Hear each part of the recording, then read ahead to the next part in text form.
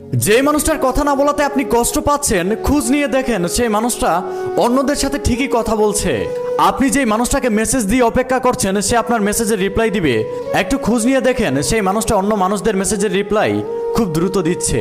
আসলে সে আপনার মেসেজগুলো দেখেও সিন করে না, রিপ্লাই করে না। আপনি তাকে অনেকগুলো মেসেজ দেওয়ার পর সে হুট করে এসে বলে চলে যায়। তারপর আপনি তাকে একের পর এক কল করবেন, তার ফোনে ঠিকই রিং হবে। সে আপনার কল দেখে ফোনটা সাইলেন্ট করে রেখে দিবে। আপনি ভাববেন সে হয়তো ব্যস্ত আছে, যার কারণে আপনার সাথে কথা বলছে না। আসলে আপনার ধারণাটা ভুল, সে ব্যস্ত নয়, সে আপনার সাথে কথা না বলার জন্য তার ফোনটা সাইলেন্ট করে রেখেছে।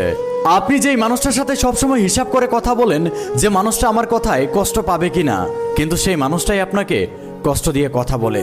যে মানুষটাকে নিয়ে আপনি সারাদিন ভাবেন, সত্যিকার অর্থে হলো সেই মানুষটা আপনাকে দিনে একবারও ভাবে না।